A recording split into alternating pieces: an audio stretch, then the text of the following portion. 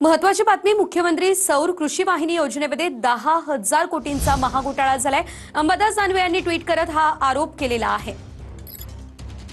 अंबादास दानवे नेमकं काय म्हणतात आपण बघूयात। महाराष्ट्राची महालूट, मुख्यमंत्री सौर कृषी वाहिनी योजनेत 10,000 कोटींचा महाघोटाळा।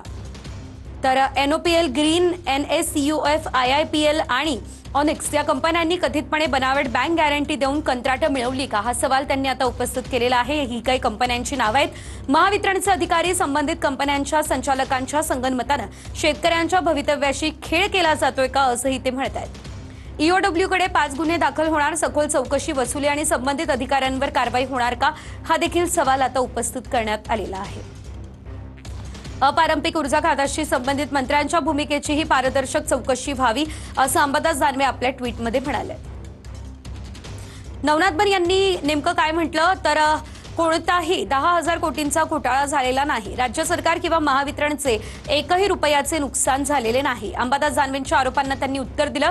मुख्यमंत्री सौर कृषी वाहिनी योजनेमध्ये अनेक कंपन्यांना काम देण्यात आलं, मात्र 18 महिन्यांमध्ये हे काम करायचं असल्यानं ज्यांची प्रगती दिसून आली नाही अशांविरुद्ध कारवाई सुरू करण्यात आली। हे महावितरणने स्वतःहून केलेलं आहे, असं सुद्धा नवनाथ बन म्हणताय। प्रगती नसलेल्या 20 कंपन्यांची बँक गॅरंटी महावितरणने जप्त केली आहे। यामध्ये सुमारे 40 कोटी महावितरणला प्राप्त झाले असल्याचंही नवनाथ बन यांनी सांगितलंय।